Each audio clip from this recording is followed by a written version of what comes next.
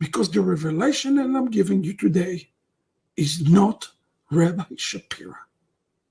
Heavens spoke to me. Heavens spoke to me, and he told me, change the plans for this Shabbat. Change everything for the Shabbat. Something supernatural is about to happen with Africa and with the African American community. Let me say it again. Something supernatural is about to happen with the African American community. I have given 1,400 messages. I never once addressed the African American community. Oh, I'm not saying you didn't. Yeah. I know what you're saying. You're just trying to clarify that you don't want to have this because you're Jewish, right? Yeah, I'm Jewish. But you again, don't want to have this stereotype. Jews are like Judaism is a religion, and I'm not religious.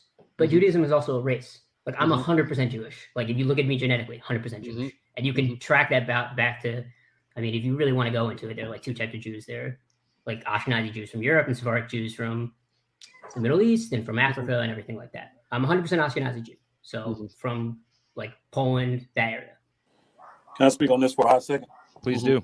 The brother that's a Jew, this is the type of conversation that needs to be had on a national level, because there's levels of ignorance that go out that people never get a chance to address. Because if one thing is said, the word anti-Semitic comes up, and that shuts everything down, because that's been portrayed as this such negative and vile and evil thing.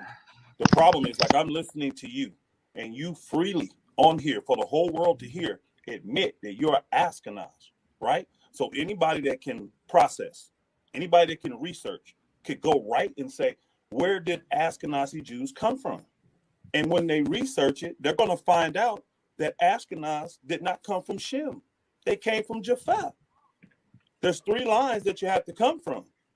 You're coming from Ham, you're coming from Shem, or you're coming from Japheth. And you admitted you're an Ashkenazi Jew, which I believe.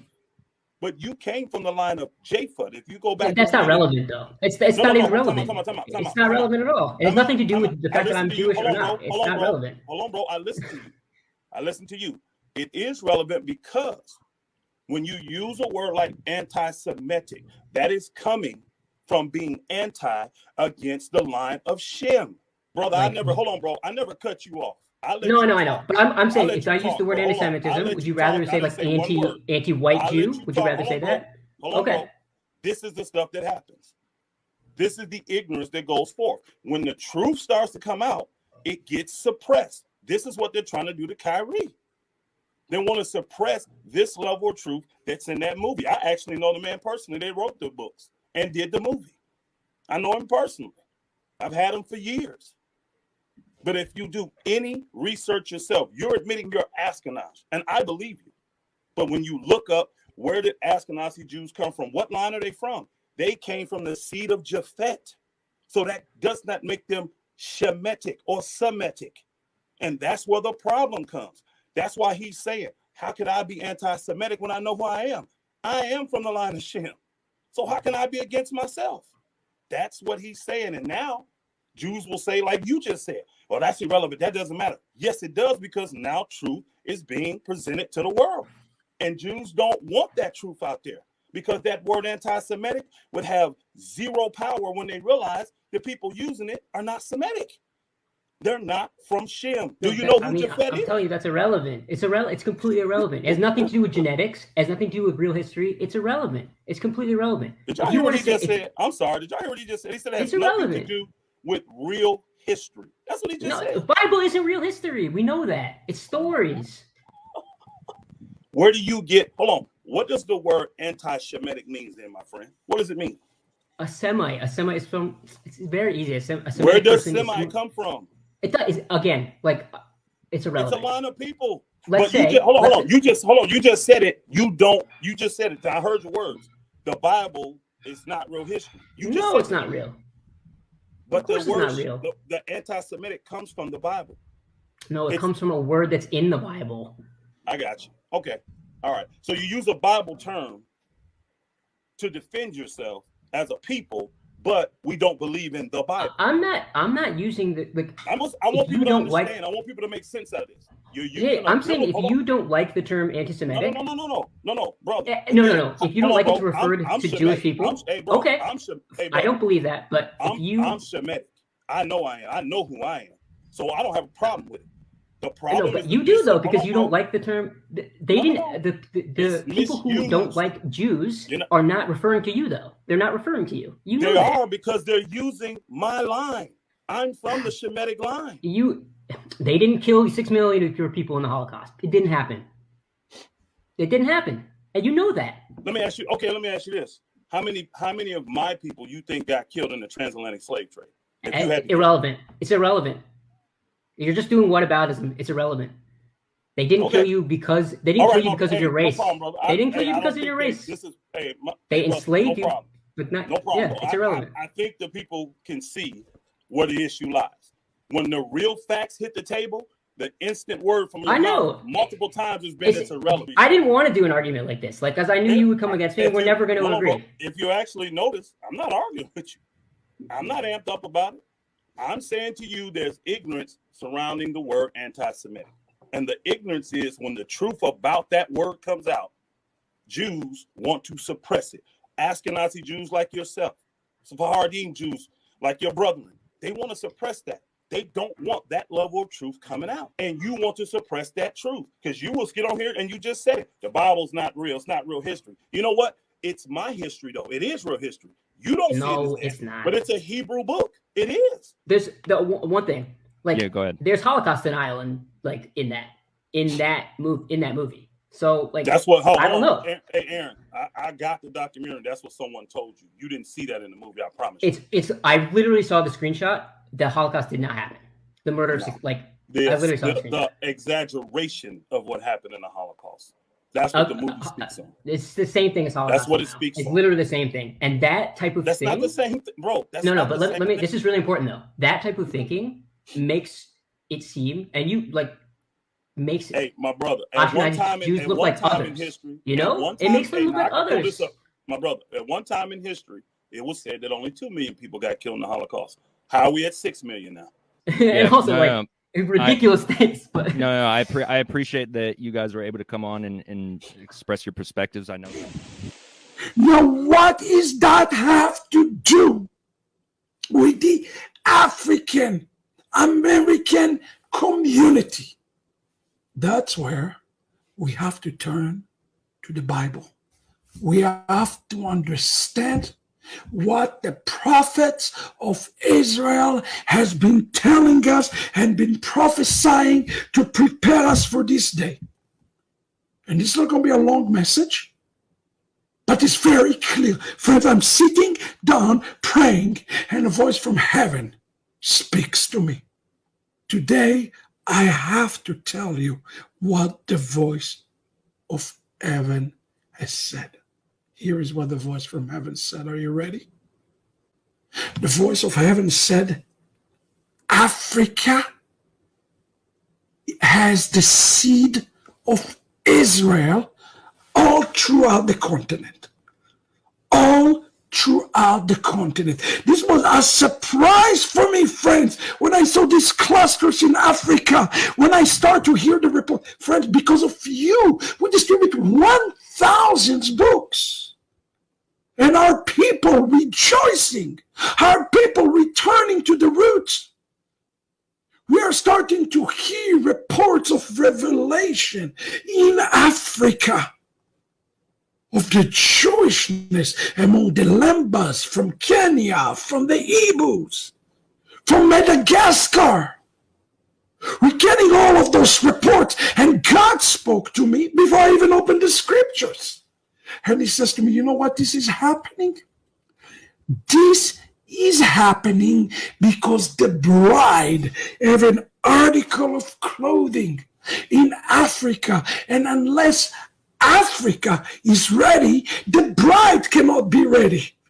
Remember, the bride is whole. The bride is full. And a major part of the house of Israel, what we scripture call Zera Israel, the seed of Israel, is right there, hidden in Africa. In a minute, you will understand what's happening in the United States of America.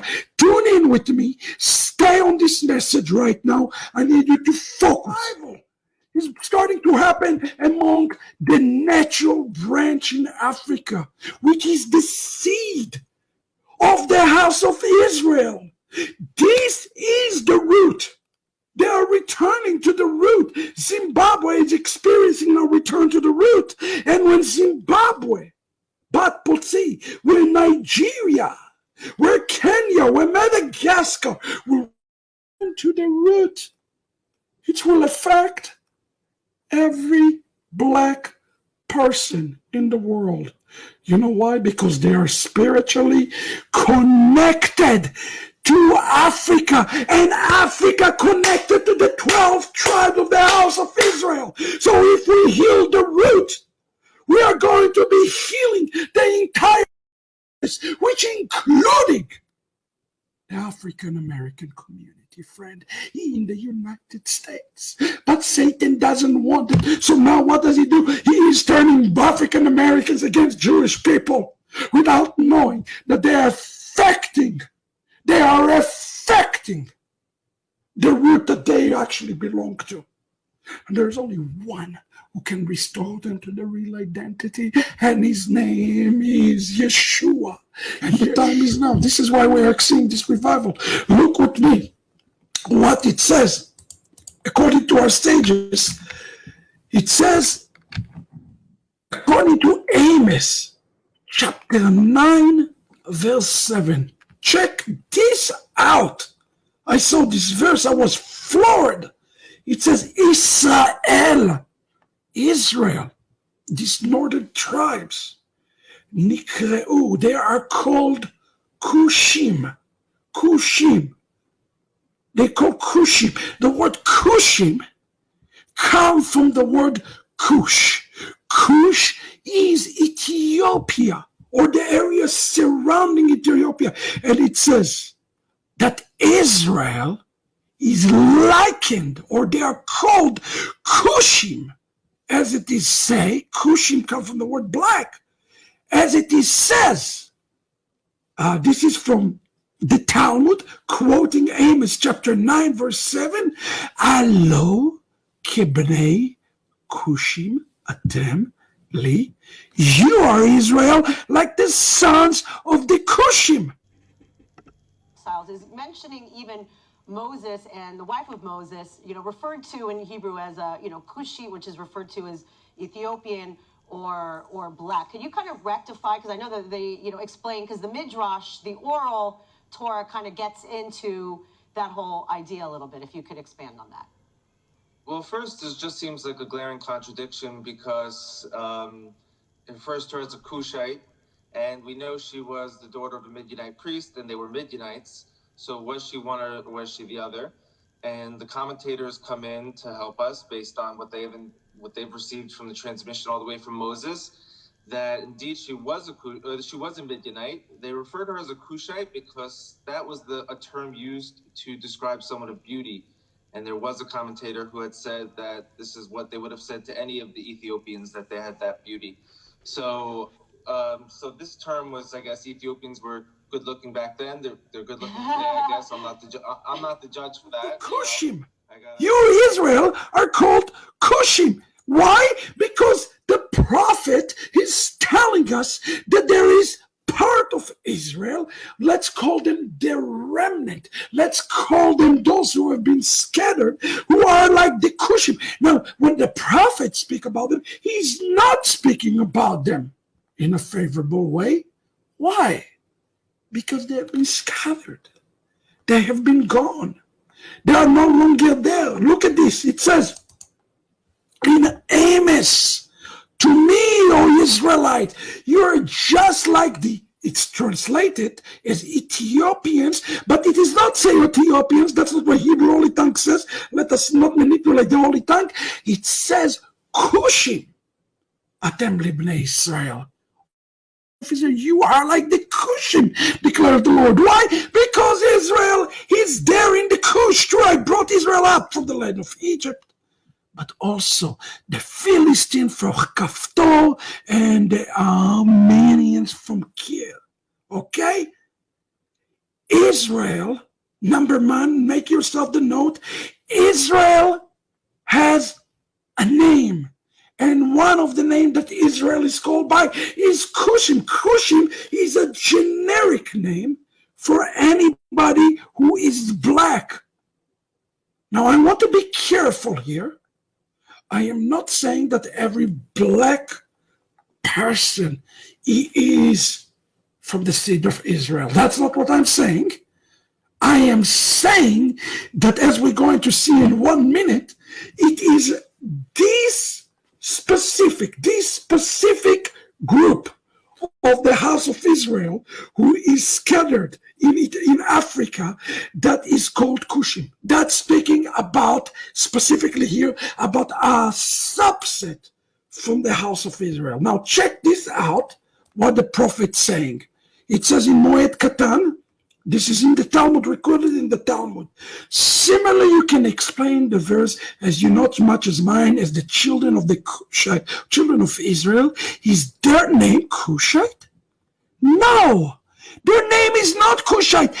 Israel is their name. Rather, just as the Cushites stand because of the dark skin, so too the Jewish people are distinguished by their action, and they are different from all other nations. Friend, we have today groups in Africa like the Ibu, like the Lambas. They are completely distinguished from the other groups in their customs, in their tradition. And here the Talmud itself recorded, and it says at times they're going to look at Cushites like regular Africans, but they are really Israelites. They are part of the seed of the house of Israel. We have a movement today that is a very dangerous movement. They call the Black Israelites. They're anti-Semitic. They hate the Jewish people. But you see, this is what a Satan wants to do. He wants to take a little grain of truth and he wants to twist it, pervert it, and manipulate it. In reality, the prophets of Israel explained to us that it is this exact seed of Zera Israel, of the seed of Israel that found in Africa. Not only that is a Jewish seed, it is the seed that is needed to bring Israel to salvation. The entire salvation, because Yeshua said that the last will be first and the first will be last. Guess what? The prophets of Israel have agreed. It is those who are the least among our people, who are not even counted as our people today. They will be the one who will bring Israel to salvation. You ask Rabbi Shapira, how do you know that? I know it because my Bible tell me so. In Zephaniah chapter 3, verse 10 on, we read about the nations coming to their fullness.